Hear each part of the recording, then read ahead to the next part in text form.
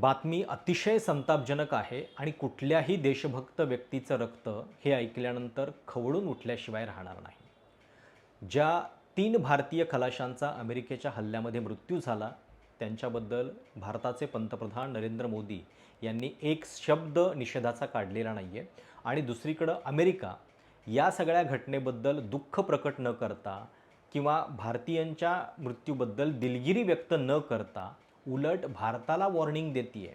अशा पद्धतीनं होर्मुझच्या सामुद्रधुनीमध्ये नियमांचं उल्लंघन झालं तर अशाच परिणामांना सामोरं जावं लागेल ही अमेरिकेची वॉर्निंग आहे या सगळ्या घटनेनंतर।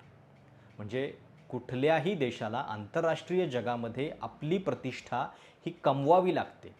केवळ पंतप्रधानांच्या उठसूट विदेश दौऱ्यामुळं आणि त्या देशात इंडियन डायस्पोराला चीअरलीडर्ससारखं जमवून तिथल्या लोकल भारतीय महिलांना इंडियन डान्सचे वेगवेगळे प्रकार आयोजित करून आणि त्या देशाला आमच्या पंतप्रधानांना काहीतरी अवॉर्ड द्या अशी याचना करून भारत विश्वगुरू बनू शकत नाही।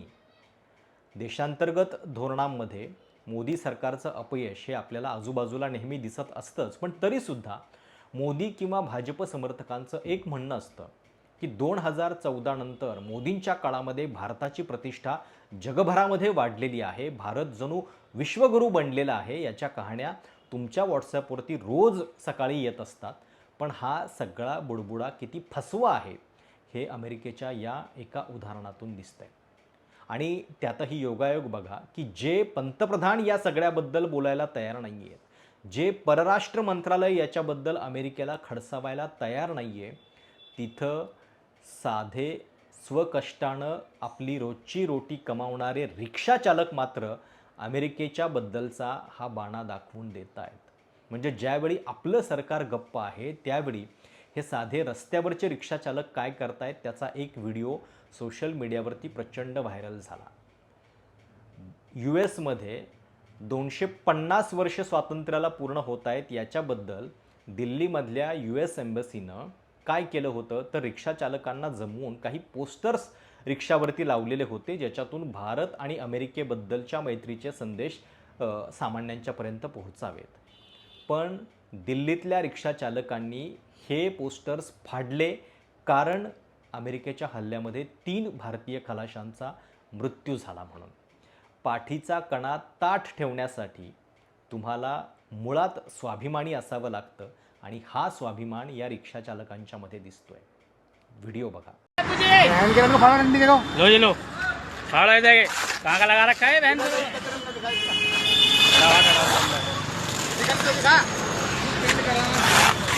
पूरा फाड़ दो ऊपर वाला रहने दो ऊपर वाला रहने दो 200-400 रुपए चाहिए वो भी दे देते हैं तुझे ये भाई अमेरिका का कोई भी ऑटो पे वो मत लगाओ जो ये प्रचार करवा रहा है। हमारे वहाँ पे मारे जा रहे हैं, हमारे भारतीयों को मारा जा रहा है।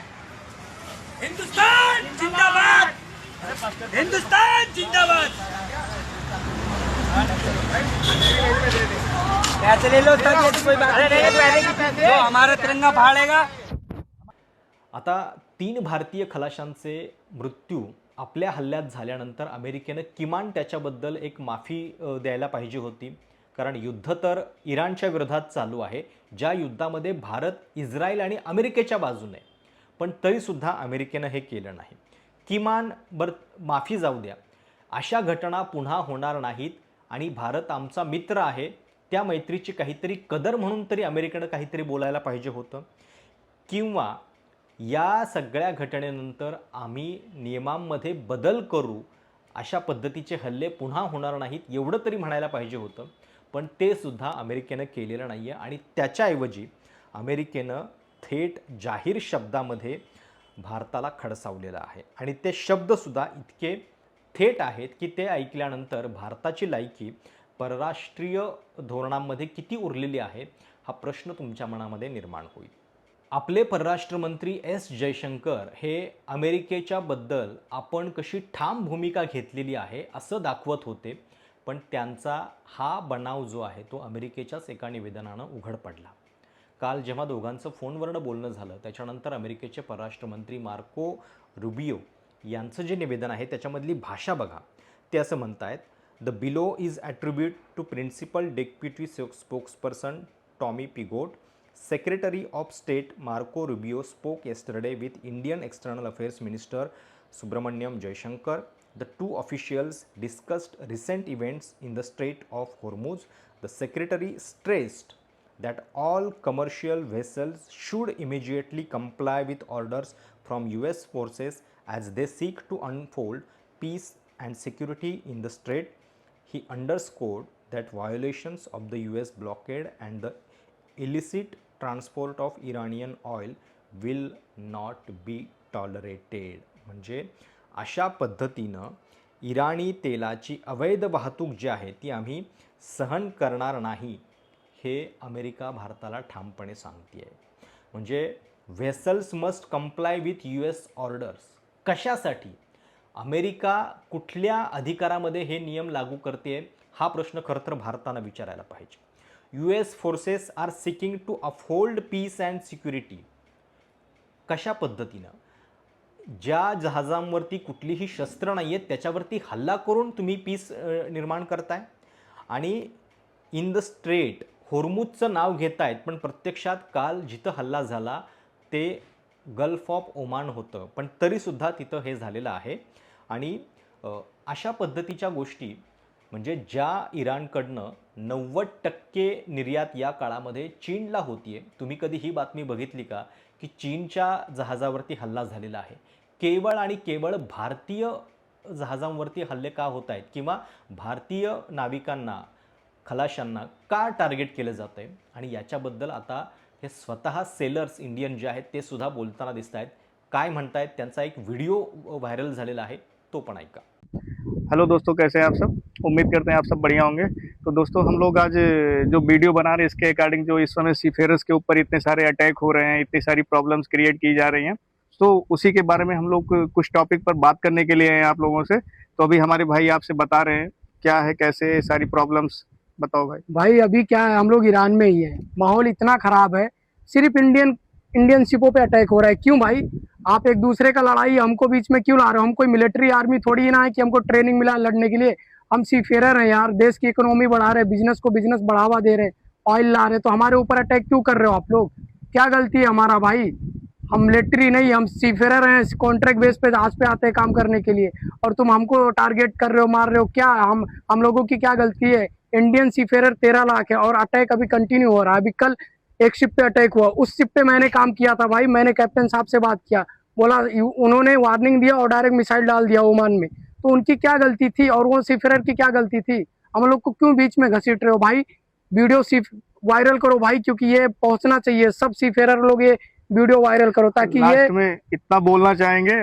हम 13 लाख सीफेयर्स हैं, हमें किसी की जरूरत नहीं है. हम सिर्फ एक दूसरे की आवाज उठा सकते हैं, उसके लिए हम लोग पर्याप्त हैं, काफी हैं. ठीक है ना? सो लास्ट में सिर्फ सवाल इतना है कि सिर्फ इंडियन सीफेयर्स क्यों? सिर्फ और सिर्फ इंडियन सीफेयर्स नहीं, कोई और क्यों नहीं? सिर्फ और सिर्फ इंडियन सीफेयर्स को क्यों अटैक किया जा रहा है, क्यों टारगेट किया जा रहा है? अभी आप लोग सोचिएगा और हमारे वीडियो को लाइक, कमेंट एंड शेयर करिएगा ज़्यादा से ज़्यादा. अमेरिकेचे परराष्ट्र मंत्री हेनरी किसिंजर यांचं एक प्रसिद्ध वाक्य आहे, जेव्हा ते असं म्हणाले होते, it is dangerous to be an enemy of US but it is fatal to be a friend. अमेरिकेचा शत्रू बनणं हे धोकादायक आहे, पण अमेरिकेचा मित्र बनणं हे प्राणघातक आहे. आणि त्याचीच प्रचिती जी आहे ती आपल्याला या निमित्तानं या काळामध्ये येते. म्हणजे अशी कुठली गोष्ट आपली अमेरिकेच्या सोबत अडकलेली आहे पंतप्रधान मोदींची की ज्याच्यामुळं आपण अशा पद्धतीची भूमिका घेतो आहे.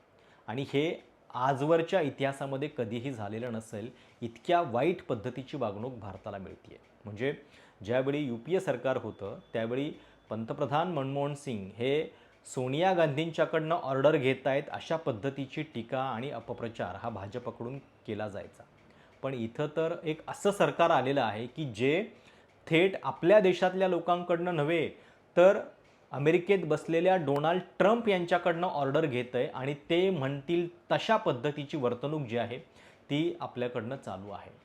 कुठल्याही देशाला त्यांच्या स्वतःच्या नागरिकांचे प्राण हे सर्वतोपरी असले पाहिजेत आणि त्याच्याबद्दल कुठलीही तडजोड जी आहे ती स्वीकारता कामा नये. पण इथं मात्र वेगळं दिसतंय. इथं आपल्या नागरिकांचे हल्ले झाल्यानंतर सुद्धा अमेरिका पुन्हा आपल्याला शहाणपण शिकवते आहे, त्याच्याबद्दल कुठलाही खेद प्रकट न करता, आणि त्यामुळं या सगळ्या गोष्टी ज्या आहेत त्या फार भयानक आहेत आणि ज्याच्यामध्ये आपल्याला हे दिसतंय की भारताची प्रतिष्ठा जी आहे ती कधी नव्हे इतकी आंतरराष्ट्रीय बाजारामध्ये आपण कमी करून ठेवलेली आहे. म्हणजे केवळ ये नया भारत है, घर में घुसकर मारता है, अशा पद्धतीचे फिल्मी डायलॉग लिहून तुम्ही स्वतःची प्रतिमा जी आहे ती सुधारू शकत नाही. इथं तर मार खाके भी चुप रहेंगे अशा पद्धतीची प्रत्यक्ष स्थिती भारतावरती आणलेली आहे. त्यामुळे आपण अपेक्षा करूयात की जो पाठीचा कणा एक साधे रिक्षावाले दाखवत आहेत तो दाखवण्याची हिंमत आपल्या परराष्ट्र मंत्रालयामध्ये आणि पंतप्रधानांच्यामध्ये येईल. पण अर्थात जिथं आपल्या उद्योगपती मित्राच्या सगळ्या धंद्यांना फायदा करण्यासाठी काही गोष्टी कॉम्प्रोमाइज केल्याचा आरोप होतो आहे, तिथं हा शब्द निघणं जो आहे तो अवघड आहे. रिक्षाचालक हे स्वाभिमानी आहेत, स्वतःची रोटी स्वतःच्या घामानं कमावतात, त्यामुळं कदाचित ते अमेरिकेच्याबद्दल हा बाणा दाखवू शकत आहे. तुम्हाला या सगळ्याबद्दल नेमकं काय वाटतं? तुमच्या प्रतिक्रिया आवर्जून कळवा. चॅनल सबस्क्राईब करायला विसरू नका. धन्यवाद.